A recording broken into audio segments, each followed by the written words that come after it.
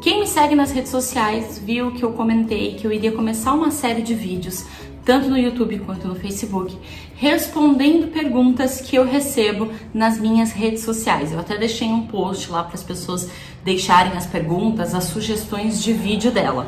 E hoje eu vim responder uma dessas perguntas que eu recebi lá no Facebook. A pergunta é a seguinte: o meu filho só obedece ordem se for brigando. Mesmo conversando muito, ele só obedece depois de muita briga. Então eu selecionei essa pergunta para responder no vídeo de hoje sobre o que fazer com as crianças que não obedecem ordens, ou que para obedecer a ordem a gente precisa brigar muitas vezes, que é o caso aqui dessa mãe, né? Ela conversa com a criança e não resolve, e ela tem que brigar várias vezes e a criança em algum momento acaba cedendo. Eu achei esse comentário muito interessante para a gente conseguir entender como é que a gente consegue a obediência da criança, como que a gente consegue fazer a criança de fato nos obedecer. Eu vou te dar um exemplo.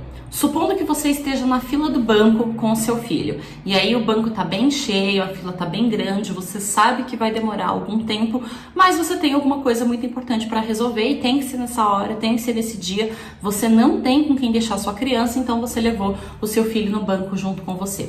Aí os primeiros 10 minutos a criança fica ali na fila com você. Só que depois de 10 minutos a criança ficou entediada. A criança olha para um lado, olha para o outro, não tem nada para fazer. Não tem nenhum brinquedo, não tem nenhuma atividade, não tem ninguém oferecendo algum tipo de entretenimento. Mas aí o seu filho começa a correr do banco. Ele começa a correr na agência inteira, passa por cima das cadeiras onde fica a fila de espera e sai pulando cadeira por cadeira e corre de novo. Na primeira vez que a sua criança sai do seu lado e começa a correr, ela dá a volta inteira. Na hora em que ela passa do seu lado na fila, você pega a criança e fala para a criança: para de correr, aqui não é lugar para você estar correndo, não pode fazer isso, fica aqui do lado da mamãe. O seu filho dá risada e corre de novo, faz uma volta completa na agência do banco, e aí na hora que ele passa do seu lado, você segura o braço dele e fala: para de correr, menino, o segurança tá te olhando, ele vai brigar com você, para com isso. A primeira vez o que você fez foi simplesmente pedir para a criança parar de correr. Você conversou com a criança, falou: olha, escuta, não é para correr nesse ambiente. Não resolveu. A criança deu risada na sua cara e fez mais uma volta completa.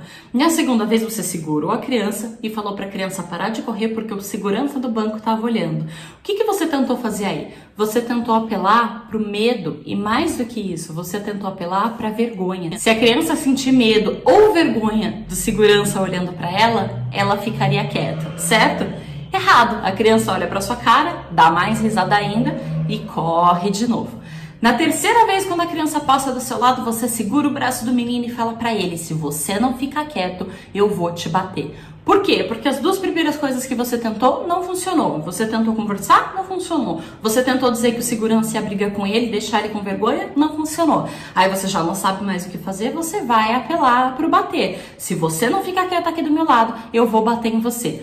Por que disso? Porque o bater causa medo na criança. A criança tem medo de apanhar de alguém que é muito mais forte e muito mais alto do que ela. É óbvio que sim, você também teria medo de apanhar de alguém que tem o dobro do seu tamanho e o triplo da sua idade. Isso é natural. Então, os pais utilizam dessa ferramenta, né, dessa ameaça do medo: eu vou bater em você se você não ficar quieto, para tentar convencer a criança a obedecer uma ordem. Mas nesse caso não funcionou. A criança dá a risada de novo e sai para fazer a quarta volta na agência, pulando por cima de todas as cadeiras, empurrando as pessoas que estavam na fila. E quando o seu filho passa de novo do seu lado pela quarta vez, você já tá cansado, você já falou, você já brigou, você já ameaçou, você segura firme o braço da criança, tasca um beliscão no menino e fala: se você não ficar quieto, eu vou te bater. Com muito mais agressividade, com muito mais firmeza do que você disse na vez anterior. Só que dessa vez você acrescentou um beliscão no pacote.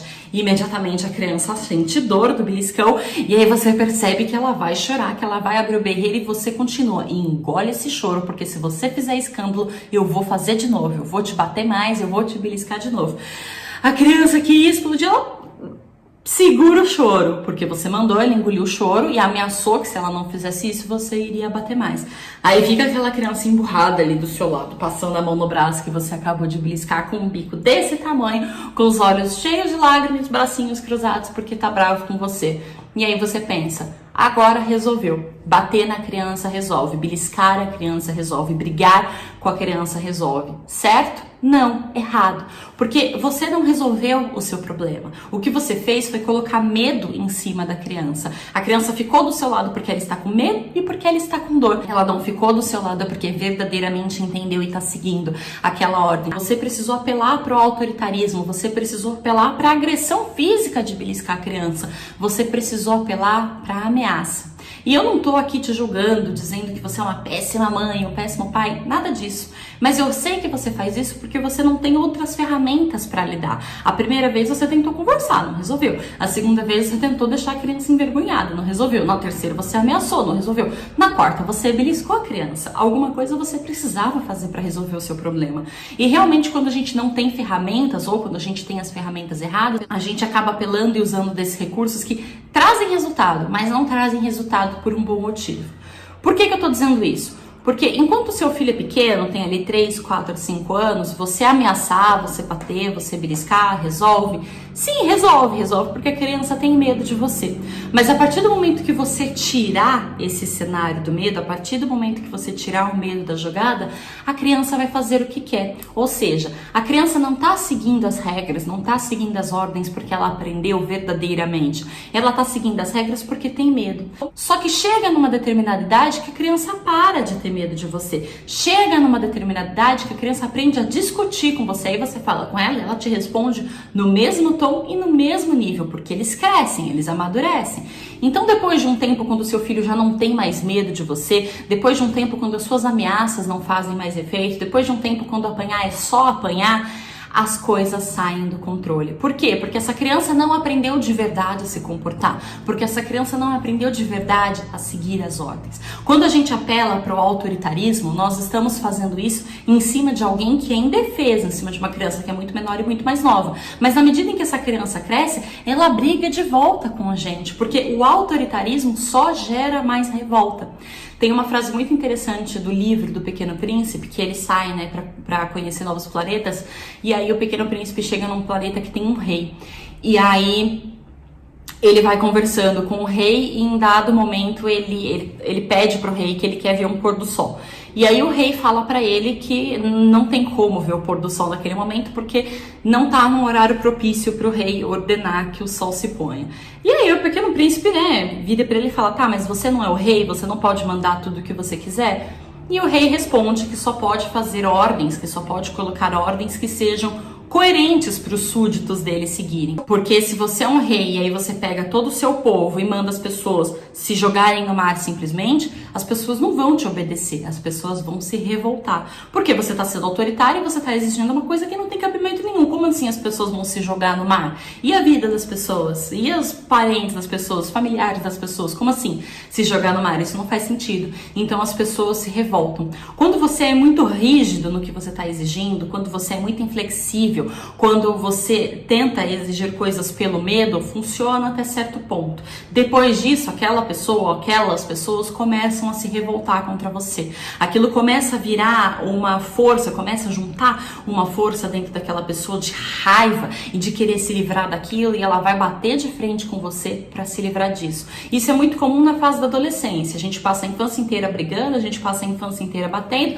aí chega na fase da adolescência e eles olham para nossa cara, né? Os filhos que crescem diante desse cenário, eles olham pra tua cara e falam assim: você não manda em mim, eu vou fazer o que eu quiser. E sai escondido, né, amor, escondido, e faz tudo o que quer pra fazer. E a gente fica com aquela sensação de que a gente não tem mais o controle, de que não tem mais o que possa ser feito, que o nosso filho é rebelde, que o nosso filho é teimoso, e não tem mais o que fazer, porque chega numa idade que bater já não vai resolver, prender em casa você não pode porque é cárcere privado. O que você vai fazer então? Eles fazem o que eles querem, principalmente quando chega assim na fase dos 16, 17, 18 anos. E mesmo se você tenta usar daqueles argumentos de minha casa, minhas regras, enquanto morar debaixo do meu teto vai fazer aquilo que eu quero, pode ser que funcione enquanto morar embaixo do seu teto, mas aí eles crescem, saem de casa e não voltam nunca mais.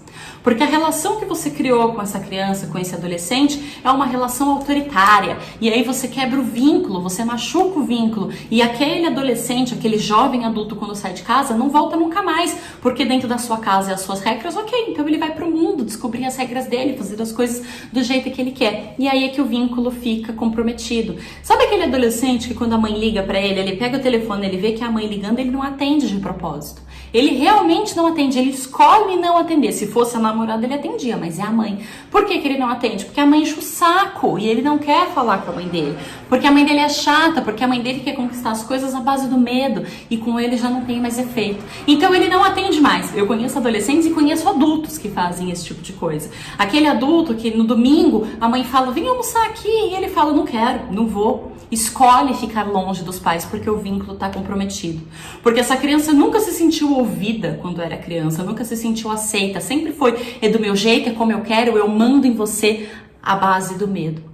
Quando a gente educa em cima do medo, a gente colhe esse tipo de resultado. Então, quando a gente belisca o menino na fila do banco e ele para com os olhos cheios de lágrima do nosso lado, não é porque funcionou, não é porque o seu filho entendeu, não é porque ele se comportou, é porque você usou de uma autoridade, você abusou de uma autoridade. Entende o que eu quero te dizer?